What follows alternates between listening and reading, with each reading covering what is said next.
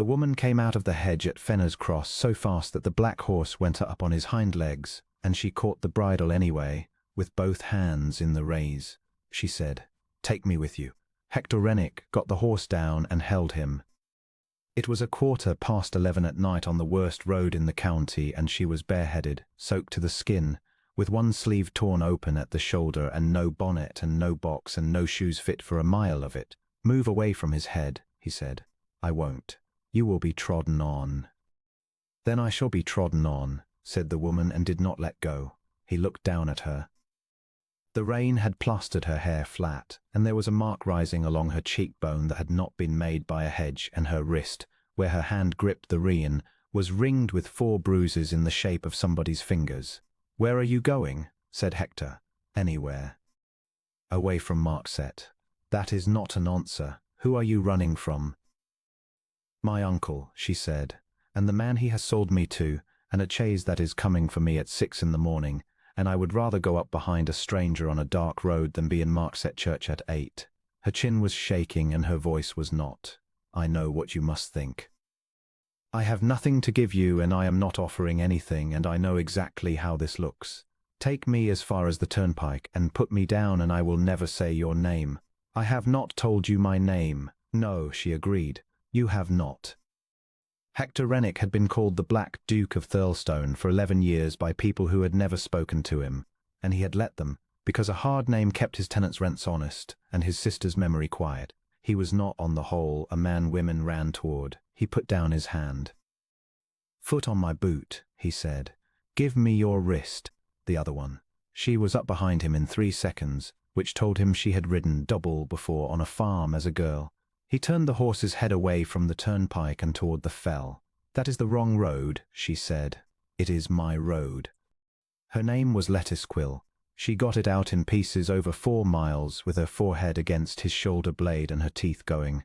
Her father had been a horse dealer at Sowerby and had died owing money. Her mother had left her £90 in trust, and her mother's brother held the trust.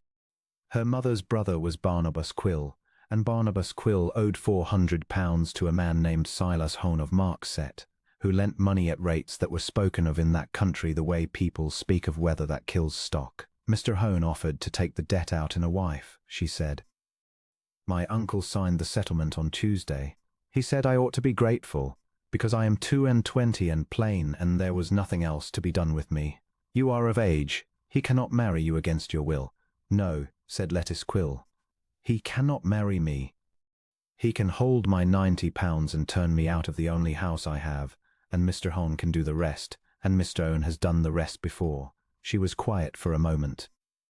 There is a stone in Markset churchyard with his first wife's name on it, and no age cut under it, and the parish does not talk about her. When I said no on Tuesday, my uncle held me against the wall by the wrist until I said something else. That is when I stopped arguing and started counting the hours. Hector said nothing for the length of a field. There will be gates in a moment, he said at last. When we come through them, do not be alarmed by the size of the house. She was silent so long he thought she had fainted. Whose house? Said Lettice Quill. Mine. Mrs. Denby met them in the stable yard with a lamp and a face like a closed door, and inside of 10 minutes had the girl out of his hands entirely, hot water, dry linen, the blue room at the end of the west passage with a fire already going and a bolt on the inside of the door. You will tell her about the bolt, Hector said. Your Grace, you will tell her, Mrs. Denby, in those words, that it is on the inside, that it is hers, that nobody in this house has a key to it including me. Mrs. Denby's face changed a little. I shall tell her, Your Grace, she said. He did not sleep. He sat in the library with the fire down to red and his boots still wet, and thought about a thing he had spent 26 years not thinking about. He had been 12 years old when his sister Adela was married. She had been 17. There had been a settlement, and a great deal of talk about how fortunate it was, and Hector had stood on the stairs at Thirlstone in a new coat and watched her get into a carriage with a man who had a pleasant voice and small eyes. And Adela had looked back at him through the glass with an expression he had not been able to read at 12 and had understood perfectly ever since. She was dead at 20. The account given was a fall. He had been 15 and a boy, and there had been nobody to ask, and everybody had been so very sorry. He had come into the title at 24 and had spent the 11 years since being feared, which was useful, and being of no earthly good to anyone, which was not. At 6 in the morning a chaise went past the end of the Thurlestone Drive on the Markset Road going fast. At noon Silas Hone came up it. Hone was a soft-spoken man in a good coat with a leather folder under his arm, and he laid his papers on the library table one by one in order like a man dealing cards. The settlement, the bond, an account of £411, and a second sheet showing what the 411 would become by Lady Day. "Your Grace has been imposed upon," he said. "The young woman is romantic. There is an engagement freely entered. She is of age, and she has refused you. She has an uncle, your Grace, and the uncle has an opinion, and the uncle has her mother's money." Hone smiled. "I am a patient man. She has no home. She will come to it." The Duke of Thurlestone wrote a draft on his bank for £411, put it on the settlement, and pushed both across the table. "Take that," he said, "and go, and do not come back onto this land." Hone took it. Hone went. And Hector stood at the window feeling, for perhaps 90 seconds, extremely satisfied with himself. Lettice Quill was in the doorway. "You have paid him," she said. "I have. Then what am I now?" Her face was white. "On Tuesday I was worth £400 to my uncle. Today I am worth 411 to you. You have not freed me, your Grace. You have bought the debt and moved the ledger to a better house." She was shaking. "I would rather have been put down at the turnpike." Hector opened his mouth to say something about gratitude, and did not say it, because his sister had looked back at him through carriage glass 26 years ago, and he had never once, since, been able to pretend that a man's good intentions were the same as a woman's freedom. "You are right," he said. She blinked. "Sit down," said Hector. "I will do it properly, and you will tell me when it is wrong." It took 9 days. Her mother's trust was examined by his own attorney and found to have been mismanaged. Barnabas Quill was given the choice of restoring the £90 with interest or answering for it in Chancery, and restored it within the week. The debt Hector had paid was cancelled and burnt in the library grate, with Lettice holding one corner of it. And a paper was drawn settling on Miss Lettice Quill, absolutely and in her own right, the tenancy of the old lodge at Thurle and £40 a year for her life, unconditional, revocable by nobody, dependent on nothing. "Why?" she said when he gave it to her.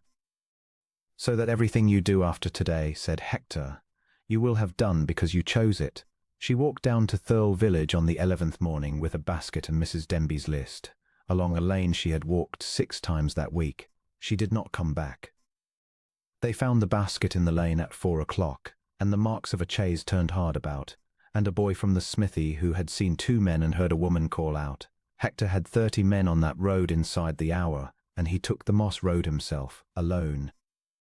Because it was the only way off Thurle to the Markset Turnpike, and because a stranger driving it in the dark would not know that the black peat mosses came up to the very edge of the metal for 2 miles together, with nothing to mark them but a line of white stones that a hard rain buries.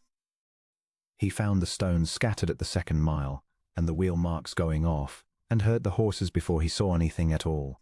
The chaise was 30 feet out in the moss, canted over, going down slowly, the way things go down in peat, without hurry and without any possibility of argument. One man was already floundering back toward the road, the other was gone into the dark on foot. The near horse had been cut loose and was standing to its hocks and screaming.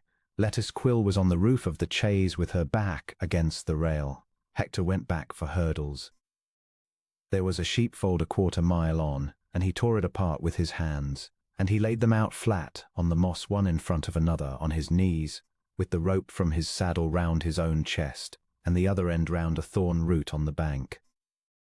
And he went out over that black ground at a crawl while the lanterns came up behind him along the road. The last 8 feet there were no more hurdles. "Do not stand up," he said. "Lie flat and come to me, and do not put your feet down. I can't feel my hands. You do not need them. Come to me, Lettice."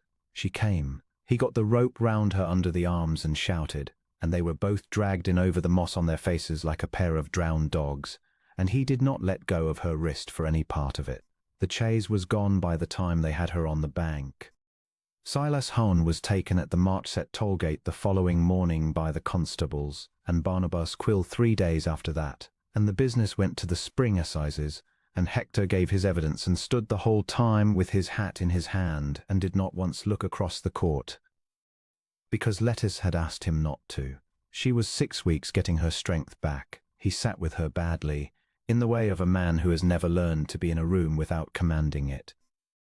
He read her the estate accounts because he had nothing else, and she said they were the most soothing things she had ever heard. Somewhere in the 4th week he told her about Adela, all of it, out loud, for the first time in 26 years, and Lettice Quill held his hand in both of hers and did not say one word, and that was the end of him. He asked her in April at Fenner's Cross. He had contrived to be riding that way with her, and had contrived it very obviously, and she was laughing at him before he had the words half out. "I am 15 years older than you," said the Duke of Thurlestone, "and hard company, and this country calls me a black-tempered man, and the whole of it is deserved. You have £40 a year and a house of your own and a name nobody can take from you, and you may say no this morning and be no worse off than you were at breakfast. Say it if you mean it. But I have loved you since you would not go of my horse's head in the rain, and I have been 11 years being feared and would very much rather, for the rest of my life, be known." Lettice Quill sat her mare at the crossroads a moment. "Your Grace," she said, "take me with you." They were married in June at Thurle. She wore her mother's ring and no jewels of his, which he had learned by then not to argue about. There is a stone at Fenner's Cross, set on the verge where 4 ways meet, cut with 2 dates and no explanation, and travellers ask about at the inn, and are told it is something to do with the Duke. He rides there in November, every year, in the rain if there is rain. He is not alone now. The Duchess of Thirlestone comes with him, on the black horse's daughter, and they sit a while at the crossroads without saying much, and then they turn for home together up the road that is his and hers, and has been from the first night. When a soaked and bruised woman with nothing in the world caught his bridle in both hands and asked a feared stranger for the one thing he had never in his life been asked for, and he found that he had it to give.